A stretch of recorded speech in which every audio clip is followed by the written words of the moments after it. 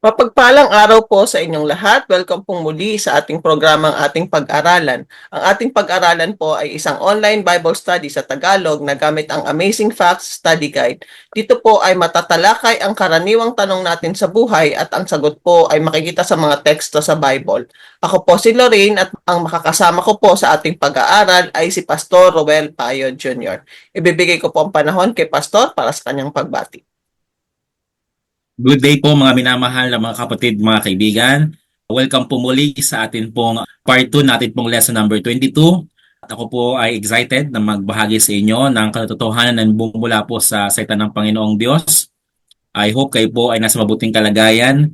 Kasama na inyo pong mga pamilya at mga mahal sa buhay. Ay welcome po kayo. At samahan niyo po kami sa ating pong pag-aaral sama-sama ng salita ng Panginoong Diyos. Welcome! Welcome once again. Salamat po, Pastor. Bago po tayo magsimula sa ating pag-aaral, ay manalangin po muna tayo. Dakila po naming Diyos, banal at makapangyarihan sa lahat. Salamat po at muli niyo kaming binigyan ng pagkakataon na makapag-aral ng inyong banal na salita. Salamat po sa pagsama at paggabay sa amin sa araw-araw. Basbasan niyo po ang aming mga labi na ang lahat po ng aming sasabihin ay magmula sa inyo. Maging pagpapala po ang mga mensahe na aming maibibigay sa aming mga tagapakinig at kanilang mga pamilya. At sana po ay magamit nila ito sa kanilang pang-araw-araw na buhay. Nilalapit po namin sa inyo ang mga suliranin at mga challenges na pinagdadaanan ng bawat isa. Kayo po ang nakakaalam ng lahat ng ito. Tulungan niyo po kami at gabayan sa lahat ng aming mga plano sa buhay. Salamat po sa pagpapala na kaloob niyo sa amin. Tulungan niyo po kami na maging good stewards sa mga blessings na ito. Binabalik po namin ang lahat ng papuri at kalwalhatian sa inyo. Ito pong aming hiling sa inyong pangalan. Amen. Magbibigay po muna ako ng buod para sa natalakay sa part 1 ng lesson 22 na may pamagat na The Other Woman. Ito po ang other woman sa book ng Revelation. Napag-aralan po natin sa part 1 na ang aklat ng Revelation ay nagsalita tungkol sa tunay na nobya ni Kristo. Ngunit may isa pang babae na nagsisikap akitin ang mga nananampalataya palayo sa salita ng Diyos. Ang bride ni Kristo na tinatawag din na pure woman ay ang church ng mga tapat na sumusunod sa Diyos. Natukoy din po kung sino ang other woman. Ito po ay ang Roman Catholic Church. Pakibalikan po ang part 1 ng ating pag-aaral para sa buong detalye. Sa pagpapatuloy po ng ating pag-aaral, para sa ikasampung tanong, para sa anong mga kasalanan ang ibinibintang ng Diyos sa Babylonia? Pastor? Ayan. So sa pagpapatuloy po mga kapatid, bago ko po sagutin ang ating pong ikasampung tanong, I would like to invite you to please don't forget to subscribe this channel and to like also this video. Para kanino po ba? Okay? Yun po yung tanong mga kapatid For what sin does God indict Babylon? Ito po ang sinasabi po sa Revelation 18 verse 2. Okay? Ito po ang sinasabi mga kapatid. Revelation or Apokalipsis, Kapitulo 18, talata po ay 2. Sumigaw siya ng napakalakas. Bumagsak na ang makapangyarihang Babylonia. Ngayon ay kulungan na lamang siya ng mga demonyo na masamang espiritu at maruruming ibon at ng marurumi at kasuklam-suklam na mga hayop.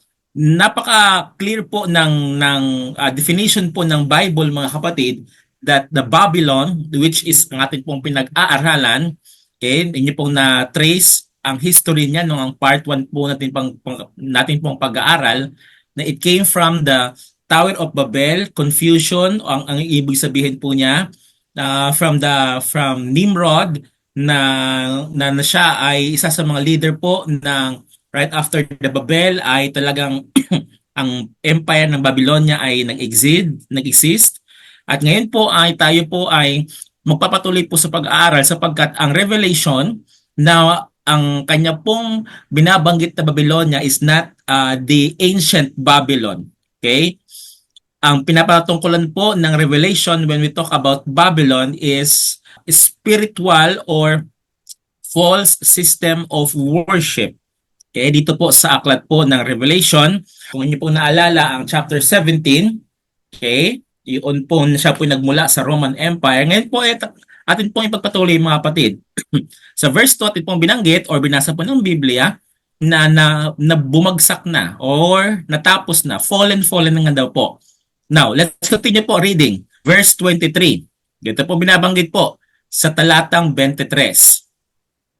Wala nang kahit isang ilaw na magliliwanag sa kanya. Hindi na maririnig ang masasayang tinig ng mga ikinakasal sapagkat naging makapangyarihan sa buong daigdig ang kanyang pangangalakal at dinadaya o dinaya niya ang lahat ng bansa sa pamamagitan ng pangkukulam. So, bumagsak ang Babylonia, siya po ay wala na at talagang fallen na po talaga siya. Ibig sabihin ay wala na po siyang kapangyarihan. At talaga namang lahat ng tumatangkilik po sa kanya, yung false system of worship, na kung saan yun po yung harlot woman natin pong binanggit sa chapter 17 ng Revelation, ay talaga pong babagsak na. At ito po yung propesiya po ng Biblia. Patuloy po tayo. Dito po sa talatang 3, okay? Kanina po atin pong minasa ang 2 at ang 23. Ngayon naman po atin pong balikan basahin po ang talatang 3. Ganito po ang binabanggit. Sapagkat pinainom niya ng alak ng kanyang kahalayan ang lahat ng bansa. Nakiapid sa kanya ang mga hari sa lupa. At ang mga nangangalakal sa buong daigdig ay yumayaman o yumaman sa kanyang mahalay na pamumuhay. Ibig sabihin, tinangkilik siya. So, those who also sided with this harlot woman, yun pong tumangkilik, yun pong pumanig, yun pong nakipag-alyansa doon po sa false system of worship, yun pong natatakan ng mark of the beast sapagkat patuloy nilang nire-reject ang panawagan ng banal na espiritu at patuloy nilang nire-reject ang pagsunod sa 10 utos ng Panginoong Diyos, then sila po'y babagsak. At sila po nga ay bumagsak mga kapatid sa propesya pong ito. Now, what does it mean? To fall means to turn away from Bible truth and worship of the true God. So yun po ibig sabihin mga kapatid. Yes, there will come a time na sila po'y babagsak literally, talagang mawawala sila sa kapangyarihan or in other words, sila po ay talagang papatayin, paparusahan ng Panginoon. God will condemn them sapagkat patuloy nilang nire-reject ang pag-ibig or ang panawagan ng Panginoon. However, dito po sa 2 Peter chapter 3 verse 18, ang ibig sabihin po ng fall ay talagang sila po ay nag-turn their back to God. Tumalikod po talaga sila sa Panginoong Diyos. Instead na sila ay sumunod sa kalooban ng Panginoong Diyos, they confer. Ibig sabihin po ng they confer, sila po ay talagang nakisalamuha. Sila po ay nakipag-alyansa. Sila po nakihalubilo sa mga evil spirits into the midst through spiritism and for deceiving virtually the entire world through lying demonic spirit. Lies are a type of abomination in the Bible sa Proverbs chapter 12 verse 22. Tandaan nyo po yan na ang pagsisinungaling daw po ay ito po ay abomination or kasuklam-suklam sa Panginoon. Okay? Patuloy po tayo. Babylon's wine, which contains false teachings, disorients and benumbs those who drink it and makes them spiritually drunk.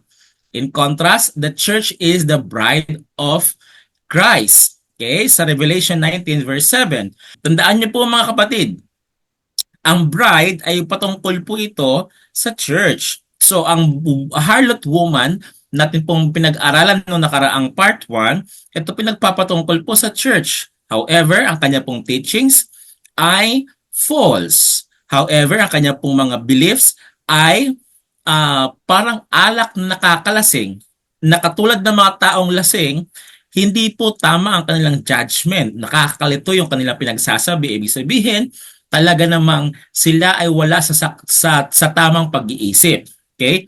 We're not suggesting na yung mga nandoon sa iglesyang iyon ay wala sa tamang pag-iisip. Once again, inuulit ko po mga kapatid, na meron pong faithful and sincere other Christians, and according to Jesus Christ Himself, meron po siyang mga tupa na wala pa sa kanyang kawan. And I believe with all my heart, time will come, the Lord will call them, and they will realize what we are preaching here is really from the Word of God, and they will come out. Kaya nga po ang paniwagan ng mga kapatid sa Revelation chapter 14, come out of her, my people. Okay, sa Revelation chapter, ano din po yan, 18 and 17, okay? So, ang panawagan po ay lumabas yun pong mga tao doon po sa pananampalatayang iyon. Sapagkat, ano daw po? Sapagkat time will come, the Lord is going to judge the Babylon or the false system of worship. Salamat po, Pastor. Sa ika-11 tanong, ano ang ilan sa mga huwad na turo na nilalaman ng Babylon swine na nagpapalasing spiritually at nagpapalito sa mga tao? Pastor? Ayan. Tayo po ay magsasite mga kapatid ng unti-unti. Akin na pong binanggit ito nung part 1, just review that video mga kapatid, mga kaibigan. Ano po? So, meron po mga ilan. And in fact, this citation or this example that we're going to tell you is so vivid or so clear in their teachings. Okay? Sabi po dito, amazingly, some of the most prominent doctrines of Protestantism today are not found in the Bible at all. Yung mga Protestant churches po, sila po ay supposedly ay nagprotest sa Mother Church, sa Roman Catholic Church. However, katulad din po ng Roman Catholic Church, which their doctrines are merely traditions and not biblically sounded, there are also Protestant churches na sila po ay may mga beliefs na ngayon po ay hindi na po naka-inline with the Bible truths. Okay? They have been brought into the Protestant churches by the Mother Church Rome, who received them from paganism. Now, atin pong iisa-isahin po or atin lang pong isa-cite ang mga ilang beliefs na may kahalintulad sa Roman Catholic Church, which is the Mother Church, and those Protestant churches. Now, mga kapatid, let me say this to you. If you are a member of a Protestant church, now, Protestantism is not a denomination. In general, sila po yung mga nag-protest against the Roman Catholic Church doon po sa Europe after po ng Dark Ages. Okay? Siyempre, andun po sila Martin Luther, John Calvin, etc. etc. However, ito po pakinggan niyo po ito.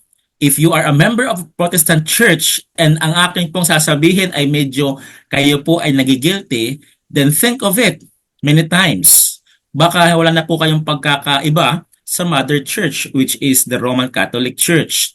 Isa sa kanila pong mga beliefs ay ganito. The law of God has been amended or repelled. God's law can never be changed or repelled. Okay? Tandaan niyo po yan. Atin po yung pinag-aralan po sa study number 6 po natin when we discuss about the law of God. Now ngayon, ito po ang nakakalungkot. Kasi the Bible told us 10 commandments. Hindi po ito naluma or nawala ni minsan sa Biblia. Ito po ay sinubukang baguhin and in fact, nabago po talaga ito ng kasalukuyang Roman Catholic Church because it is also a prophecy in Daniel chapter 7 verse 25 na kanya pong susubukin na baguhin ang times and laws.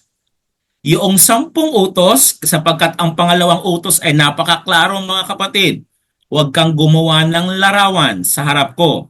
Ang ginawa ng Roman Catholic Church, tinanggal nila ang pangalawang utos, so magiging 9 na lang siya. Question, paano pa rin siya magiging 10 para sound palatable pa rin sa pandinig na kanila pong mga members? Hindi naman nawala yung 10. Tinanggalin lang yung ikalawang utos at ang ginawa mga kapatid, yung ika-10 utos, dinivide po nila. So yung pangatlong utos, naging pangalawang utos na po siya. Okay? Please, do some research on that. I challenge you mga kapatid na ang sinabi po talaga 10 utos ay binago po. Question. We have lovely friends from Protestant churches na faithful sa kanila pong pananampalataya. Let me ask you a question. What does the Bible told us about the 4th commandment? Ang sabi po doon, remember the Sabbath day to keep it holy. How comes? ng inyo pong church. Yes, you are a Protestant church. You protest against the Roman Catholic Church. But how comes ng inyo pong araw ng pagsamba ay same pa rin sa kanila pong araw ng pagsamba? Akala ko po ba kayo po nagpo-protest? Marami nagsasabi sa akin mga kaibigan kong mga Protestantism, sabi nila, kasi ang Panginoong Jesus ay nabuhay ng araw ng linggo. Do they have the point? Yes, they have. Kasi nga, sino ba namang magsasamba sa araw ng Sabado na ang Diyos ay patay? Pero mga kapatid, never in the Bible, even in the New Testament, na sinabi ng Panginoon na siya'y nabuhay ng araw ng linggo, kaya binago niya na ang kabanalan or ang kasagraduhan ng araw ng Sabbath. The fact that he rested during Sabbath day, the whole day, siya po'y nasa libingan, ibig sabihin, he also respect the solemnity and the sanctity of the Sabbath day. Ito pa, hindi lang po yun, okay? The immortality of soul. Mga kapatid, tandaan nyo po, we have a study guide number 10 that we talk about the state of the dead. Please do some review dito po sa channel po na ito, ating pag-aralan about po doon sa kalagayan ng mga namatay. This is now the problem. Kasi sa Bible, ang sinasabi po sa state of the dead, wala pong immortal soul. Pag ang tao po'y namatay, siya po'y nagpapahinga lamang. There's no such conscious being called soul or kaluluwa na humihiwalay po sa katawan ng tao. Sapagkat if you review the study guide number 10, na ang tao pag namatay, siya pinagpapahinga. Ang kanyang hininga ay babalik sa Panginoon, and that hininga is not conscious. Okay? Let me repeat, that is not conscious. So tayo po nagpapahinga sa ating pong libingan until the day na dumating ang Panginoong Diyos at tayo po kanyang gigisingin or kanyang muling bubuhayin. This is not the problem. The immortality of the soul is the doctrine of Roman Catholic Church. In fact, they have the doctrine about purgatory. Na pag ang tao daw po'y namatay, ang kanya daw pong kaluluwa ay pupunta po muna sa purgatorio, sasabihin, wait for further notice. Depende yan kung malalangit ka or imperno ka. Pag marami nag-pray sa iyo, pag marami nagbayad sa pare, at maraming pera doon sa lagayan ng offering bag, ang kaluluwa mo didiretso ng langit. Pero kung wala nag-pray sa iyo at wala nag-offer ng offering sa pare, diretso ka ng imperno. That is not biblical. Ang problema, ito po ini-espouse na idea or belief ng mga ilan po nating kaibigan sa Protestantism. Have you noticed na pag sila po'y namatayan, sabihin lang nila, ang aking nanay, ang aking tatay ay masaya na sa piling ng Panginoon? Do you think sila po talaga dumidiretso sa langit? Ganito po mga kapatid, kung sila po'y masaya sa piling ng Panginoon at sinasabi nyo na, Mama, Papa, gabayan niyo po kami. Paano pag nakita ng mama at papa mo, if ever lang na sila po talaga nasa langit na. Nakita ng mama at papa mo na ikaw ay nagloloko-loko sa mundong ito, nag-drugs ka, ikaw ay nagwawaldas ng buhay mo, o talaga napapariwara. Do you think masaya sila sa langit ang nanonood sa iyo? Ang anak ko pariwara, bababa na lang ako ulit. Ganun ba mga kapatid? No. So, this is also an idea or belief na ina-espouse ng mga Protestant churches. Ano pa? Sinners burn eternally in hell. Hindi po ito mga kapatid teaching ng Bible.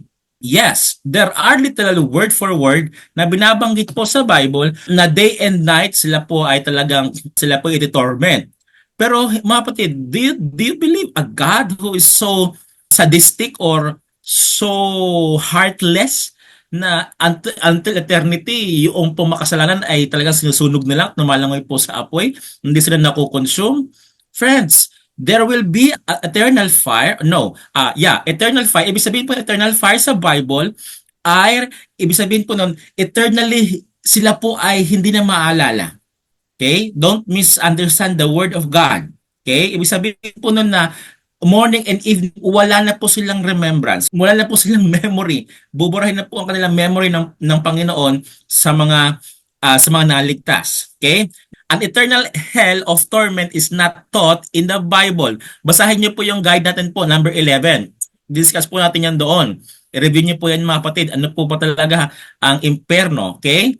Ang imperno mga kapatid, Don't ever think na in eternity, yung mga taong naligtas, while they are exploring the unendless universe of God, and all of a sudden, merong isang lugar doon na may sinusunog, sabihin ng naligtas, anong amoy yun? Parang iba yung nasusunog doon nasabihin ng anghel ng Panginoon, doon tinatapon yung mga makasalanan hanggang sa walang hanggan, doon sila lumalangoy sa impyerno. Do you think that ganun po ka-heartless or harsh ang ating pong Panginoon?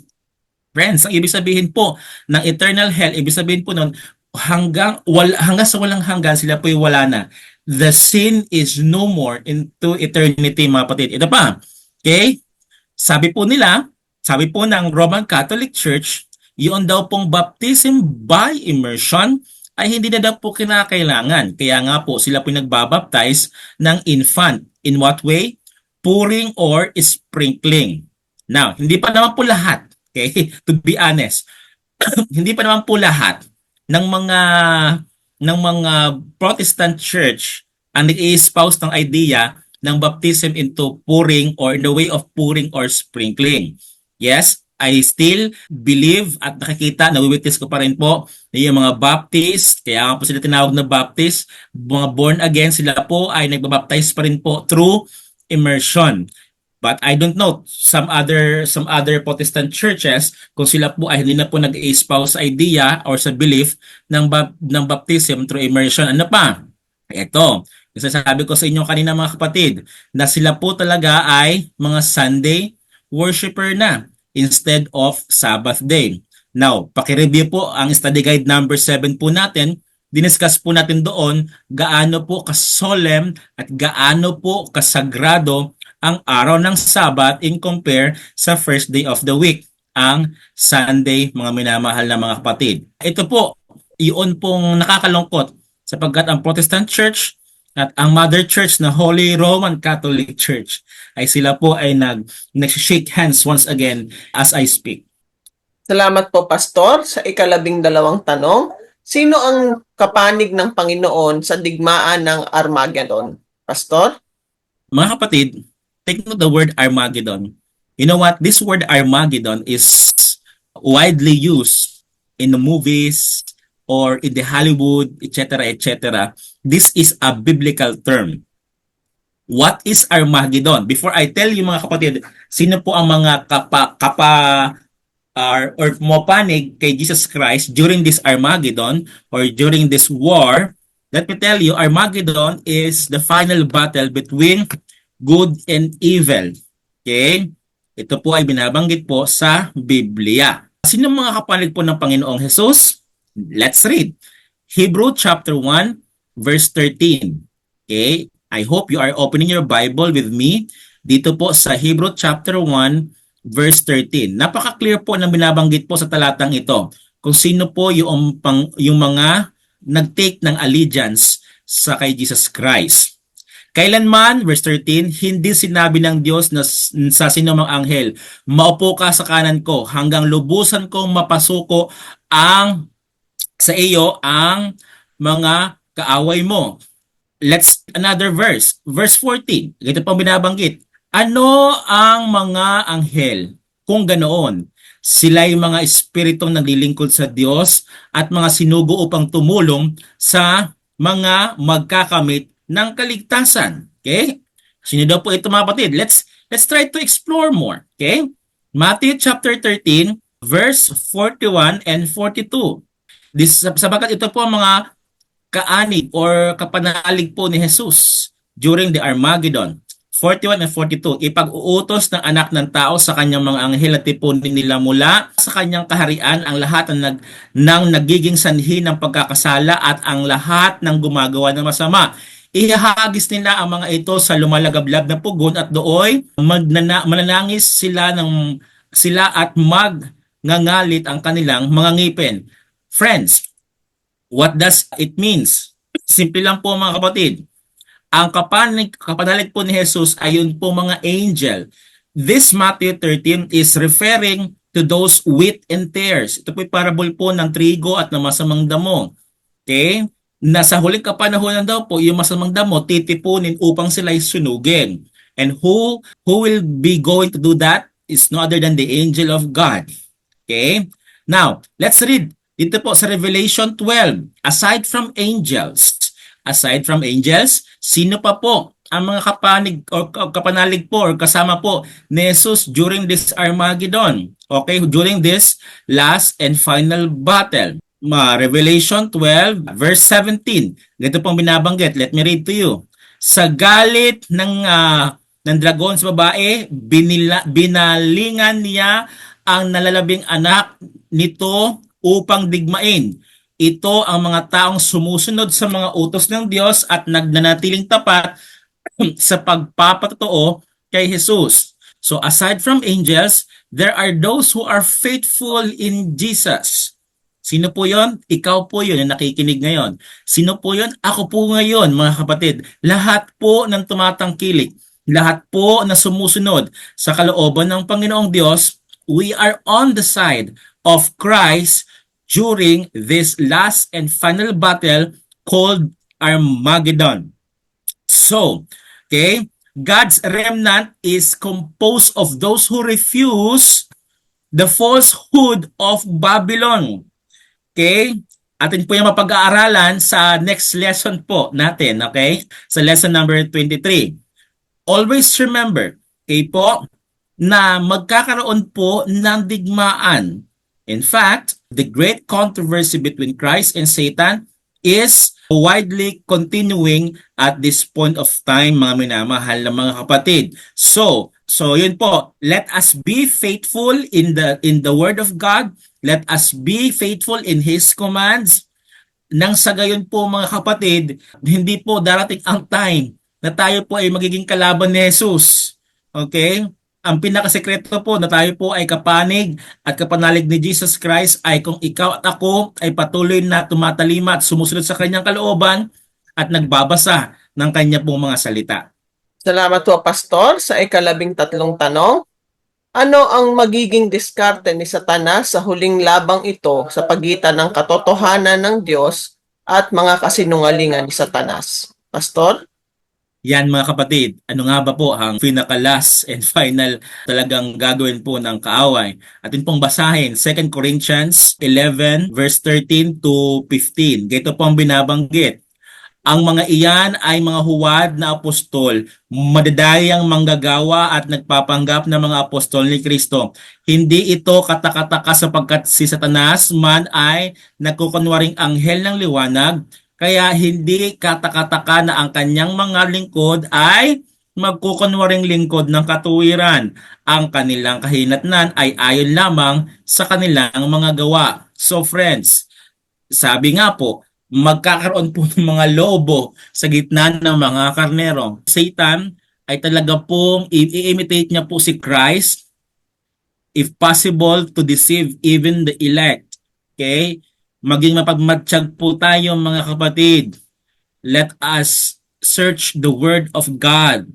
Hindi ibig sabihin ang mga nakatayo sa pulpito ng ating pong mga iglesia ay tama na po lahat na kanilang pinagsasabi. Listen to this. If ang inyo pong mga pastor, ang inyo pong mga leaders, inyo pong mga iglesia ay hindi kayo tinuturuan or ini-encourage na magbasa ng Biblia, rather na kayo po ay ma-draw near to Christ, kayo po ay nag-draw sa kanila. Ibig sabihin, mas sila ang tinataas kaysa ang salita ng Panginoon. Sila po ang yumayaman kaysa po ang iglesia or ang cause of Christ. Friends, okay?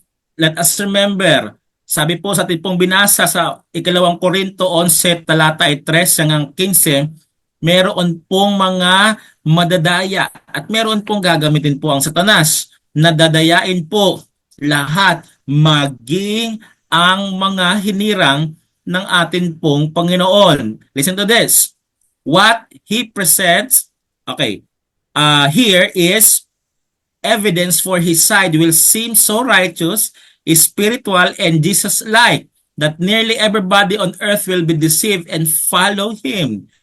Talaga pong sisikapin ng kaaway. Kasi syempre, hindi naman po siguro magpe-present ang kaaway, pupunta sa inyong church At meron siyang dalawang sungay, and although hindi man po ito, imagination lang po ito ng artist or ng mga ilang tao. I mean, Satan will not come into your church and then sasabihin niya sa iyo, sambahin mo ako. We all know na hindi siya ang karapat dapat sambahin. However, he will disguise himself as the angel of light as he did to Jesus Christ in the wilderness. Na nung tuksoin niya po ang ating pong anak ng Panginoon, si Jesus Christ. Nung tuksoin niya po si Jesus, sabi niya, kung ikaw ang anak ng tao, gawin mong tinapay itong batong ito. Doon po na clear na siya po ay talagang diablo at wala po katotohanan sa kanya. Okay? So mga kapatid, once again, let us hold fast to the Word of God, to His promise, at patuloy po tayong manampalataya at wag po magpadaya sa mga linlang ng kaaway. Salamat po, Pastor, sa ika-14 na tanong. Ano ang counter strategy ng Diyos, Pastor? Yan. Friends, if ang kaaway ay gumagawa ng pandaraya para dayain po ang mga anak ng Diyos, ano naman po ang ginagawa or gagawin ng Panginoon at kasalukuyang ginagawa ng atin pong Panginoon? Let us read Isaiah chapter 8 verse 20. Dito pong binabanggit, mga kapatid. Ganito ang inyong isasagot. Nasa inyo ang aral at tagubilin ng Diyos. Huwag kayong makikinig sa mga sumasangguni sa Espiritu. Ipapahamak lang kayo ng mga iyon. Let me repeat, mga kapatid. Huwag daw po tayong sumangguni doon po sa mga espiritu. Ipapahamak lang po tayo ng mga iyon. Okay? So, ano pong ibig sabihin nito? Sabi po, to the law, to the testimony, if they do not speak according to this word, kung ang mga nangangaral po sa inyo ay hindi na po gumagamit ng Biblia, pang nangangaral po sa inyo ay tradisyon na po ang pinapalaki. Think of it many times. Hindi na po sila mga alagad ng Panginoon at hindi na po sila mga disipulo ng Panginoon na nangangaral ng kanyang salita. Okay? Ang strategy ng Panginoon to counter attack the strategy of Satan is simply like this. Sa Matthew 4 verse 1 to 11, ito po ang account nung dayain po ni Satan si Jesus Christ 3 times. Ang lagi pong binabanggit, mga kapatid, ni Jesus Christ, it is written. Nasulat na. Nasulat na, nasulat na, nasulat na. Ibig sabihin po, let us refer to the Word of God sapagkat ito po ang nasulat na kanyang salita, mga minamahal na mga kapatid. Through His remnant people, God will tell the truth about the unbiblical nature of Babylon the Great. He will make it clear that Babylon is presenting a false gospel. Mga kapatid, mga kaibigan, sa huling kapanahunan at ako po ay naniniwala, we are now living in the last days. There are those who will speak the truth of the Word of God na sila po ay talagang walang takot, sila po ay talagang matatapang, sila po ay wala pong tinatago, sila po ay talagang walang excuses, kumbaga.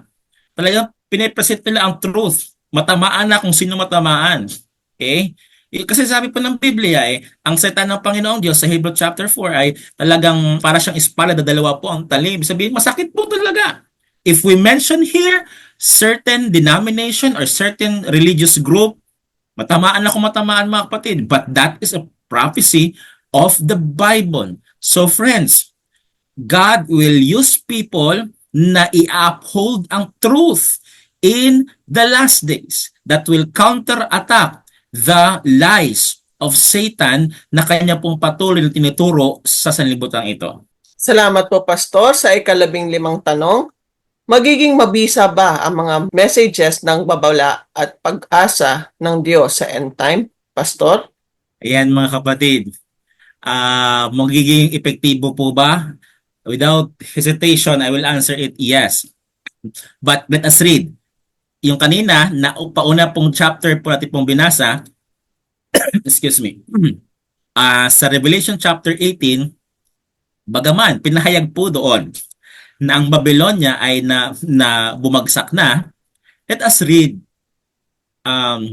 Revelation 18 verse 1. Ganito pong binabanggit mga kapatid. Pagkatapos nito nakita kong bumaba mula sa langit ang isang anghel na may malaking kapangyarihan. Nagliwanag ang buong daigdig dahil sa kanyang kaluwalhatian. This is referring to Jesus Christ Himself, mga minamahal na mga kapatid. His glory illumined the whole world. Okay? In scripture, angels represent messengers or messages. Okay? Although may mga ilan pong mga interpretation na ito po ay angels of na ito sa Panginoon, pero meron din po interpretation na ilan that this is Jesus, no other than Jesus Christ Himself.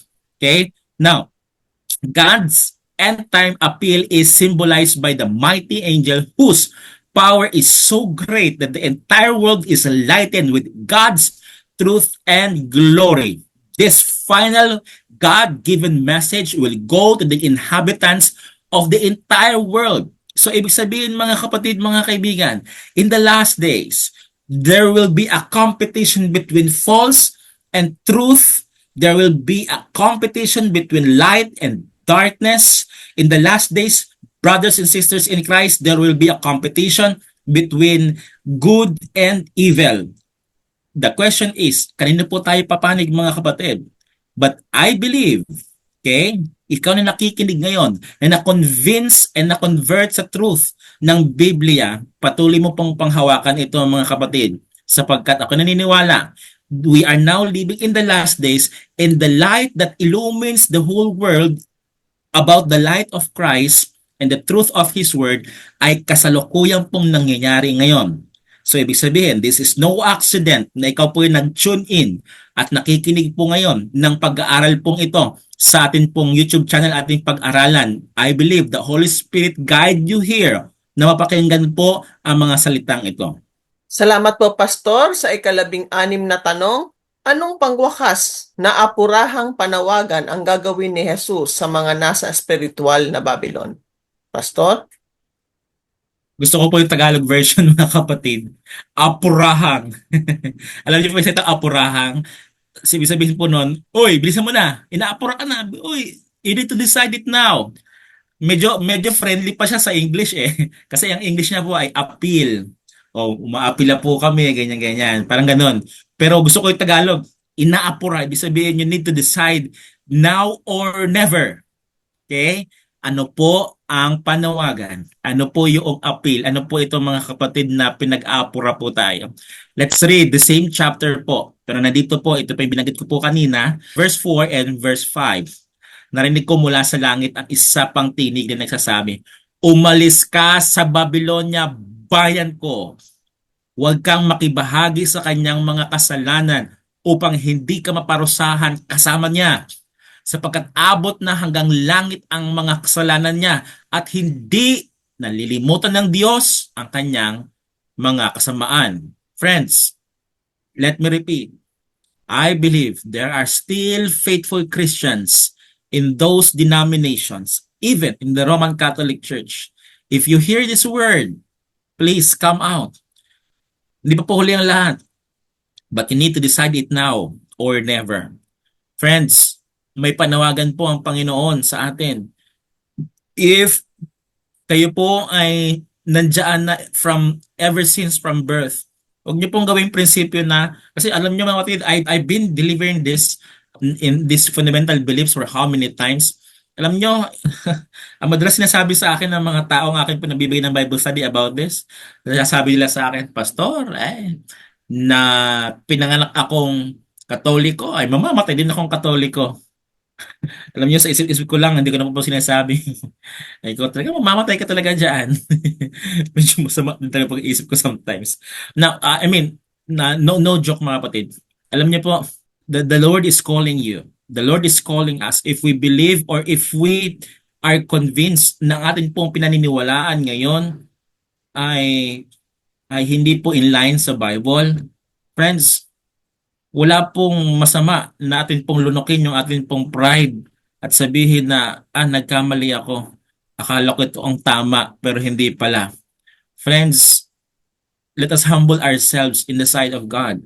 Alam niyo po, sabi po dito, please notice that Jesus refers to many people in Babylon as my people. Tinatawag pa rin po kayo ng Panginoon na, masama kayo kasi nandiyan kayo sa Babylonia. Ang tawag niya po sa mga taong iyon, my people. He still call you children. He still call you as His own. So friends, kami po nananawagan. The Lord is calling you. Not me, mga kapatid, but the Bible. This is Christ Himself calling you. Come out of her. Bakit? Kasi po darating po ang time, paparusahan po ng Panginoon ang mga kasalanan ng mga taong ito. So the Lord doesn't like you to be partakers of the punishment na ipagkakaloob ng Panginoon sa mga gumagawa ng kasamaan. Salamat po, Pastor. Paano tutugon ang mga taong nagmamahal kay Jesus ngunit nasa Babylon pa ngayon kapag narinig nila ang kanyang panawagan na lumabas sila sa Babylon? Pastor? Yan ang napakagandang tanong mga kapatid sa gabing ito. Alam niyo po, kasi katulad po na pong binanggit kanina, ito na po ang teksto mga kapatid. Ito po yung masusumpungan sa John chapter 10, verse 16 and verse 27. Babasahin ko sa inyo. Please take note the verse. John chapter 10, verse 16 and 27. Mayroon akong iba pang tupa na wala sa kulungang ito. Kinakailangan sila ipasok ko rin at papakinggan nila ang aking tinig. Sa gayon, magkakaroon ng isang kawan na may isang pastol.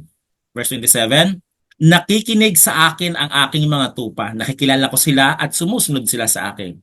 I believe with all my heart, time will come. There are those faithful Christians in other denomination. Yes, many of them from the Protestant churches, and some of them, I believe many also, will be coming from the Roman Catholic Church, because one day they will realize, and they will not just realize, but they are going to decide for it, mga kapatid at mga kaibigan. Kilala nila ang boses ng Panginoon, and once the Lord, and I believe that is very soon, Jesus Christ will soon call them. Perhaps what we are saying here is God's method in calling you to come out from that Babylon. I'm not suggesting that my voice right now is the voice of Jesus Christ calling you to come out, but I believe perhaps God is using me, using this platform, using Ma'am Lorraine, and using this online ministry to call you out, mga kapatid, to call you to come out from that false system of worship. If you happen to believe that what we are saying here is really from the Word of God, mga kapatid, there is no reason to reject Christ. Okay, there's no reason. Mga kapatid, binigay ng Panginoon lahat para po sa atin. Kailan pa ba po tayo tatanggap sa Panginoong Diyos? Mga kapatid, tandaan po natin na ang Panginoong Jesus ay patuloy pong tumatawag sa kanya pong mga tao ngayon. Ayaw po na mapahamak ng Panginoon, ikaw na nakikinig ngayon. And please, not just you, please share this video to your friends. Share this video and subscribe this video kasi po syempre, this is internet. This is online ministry. The more na marami po nagla-like, the more na marami po nagsusubscribe, it means sinasuggest po ito ng algorithm ng YouTube na the more marami nagla-like diyan, sabihin isa-suggest niya po ito sa iba rin po mga nanonood. So if you do that, mga kapatid, many will be able to watch this video not just by sharing, but please do share this video, mga minamahal na mga kapatid. I believe the time is about to end. This world history is about to end. Kailangan po tayo mag-decide whether tayo po ay with God or against God. Salamat po, Pastor, sa mga bagong information na aming natutunan. Ibabalik ko pong muli sa inyong panahon para sa huling tanong, closing remarks, at panalangin. Friends, let me ask this question for the last time for our lesson number 22. I believe with all my heart, Jesus Christ is calling you out from that false system of worship. Alam nyo, marami pa nagtatanong sa akin at marami nagsasuggest sa akin. Bakit? Kayo lang ba nasa tama? Kami din. Alam nyo, we're not suggesting na kami po talaga ang bearer of 100% light. But I believe with all my heart, what we are believing, what we are sharing is 100% coming from the Word of God. Have you noticed, since lesson number 1 hanggang pong lesson number 22, mga kapatid, we are answering questions from the Word of God, not but by our beliefs. Yes, we are answering also through history. Sapagkat yun pong history natin po binabanggit, mga ilang mga books of references, and in fact, those books and references are not coming from our church, Seventh-day Adventist Church. They are books from other Protestant churches. They are books from Roman Catholic churches. Ito nga nakakalungkot eh. Itong mga kasaysayan na ito, itong mga history na to ay hawak-hawak nila sa kanila po mga library. Meron po sila mga librong ganyan. Pero bakit nila binabasa? At para malaman po nila na what they are believing right now is not from the Word of God. So friends, I would like to challenge you. I'd like to challenge you. If you find out or found out na ang inyong pong beliefs is not from the Word of God, I challenge you, come out from that belief and look for that light coming from the Word of God. Start reading your Bible, mga minamahal na mga kapatid. And if that is your prayer, I would like to pray for you.